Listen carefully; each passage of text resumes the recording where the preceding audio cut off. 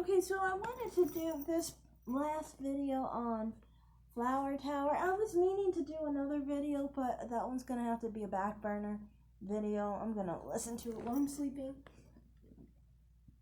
But on Flower Tower, honestly, somebody was trying to act like I was wrong for being on that channel or something of that nature. With Flower Tower, I honestly agree with a lot of the things she says. Um, I just think that she's an unlucky person who interacts with a lot of different people who happen to be racist, and then therefore she thinks they all are. Can we really blame her, though? I can. I mean, it's just really a matter of what she came across, and she happened to come across a lot of racist people. And of course, if you come across a lot of racist people and you see the same thing over and over again, you're going to think all people are like that. I don't think all are like that. I just think there's quite a few. I've always thought that subconsciously there's a lot more racist people than there are that express being racist in real life. And you could tell this by what I always said about the internet, how it used to be so rife with so many racist people, and you see it nowadays as well. But you used to see how it was hard for black people to live and breathe, for that matter, because people would be bothered just by black people living and breathing sometimes, existing basically.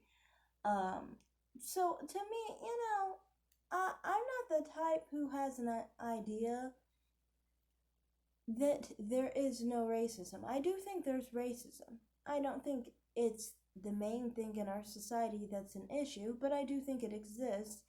And, people shouldn't be shunned or um, silenced, basically, because they experienced it. I think they should be vocal.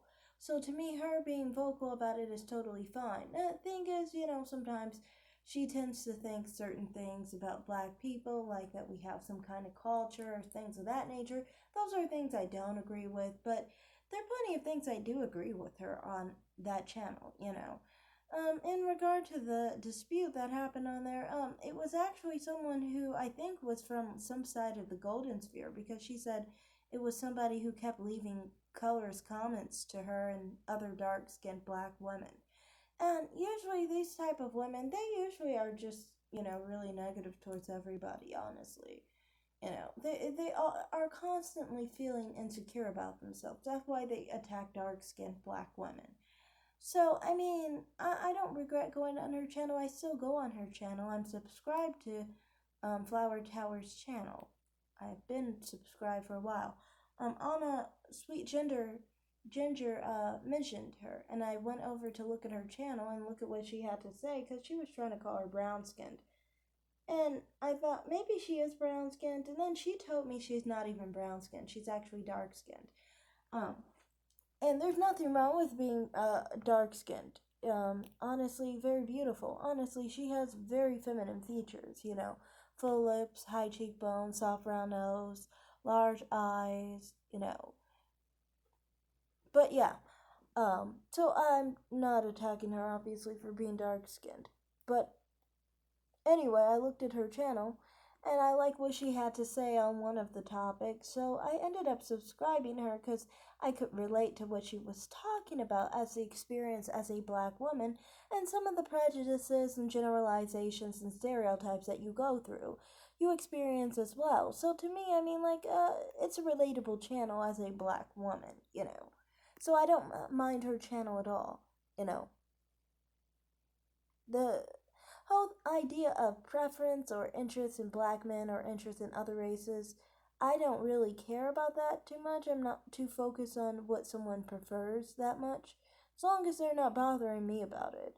And from what I saw on her video on divestment, she didn't really seem to have an issue with people who interracially date, honestly, from what she said. So I didn't really care what she had to say. I don't really feel she's someone that I have an issue with on that regard. Like I said, my reason for subscribing her, though it's not that obviously, it's because she shares her experience as a black woman. And some of the things she talks about, I relate to, you know.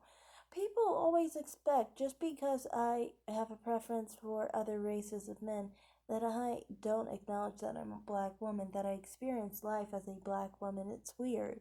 It's like my interest and my preference has nothing to do with that, you know.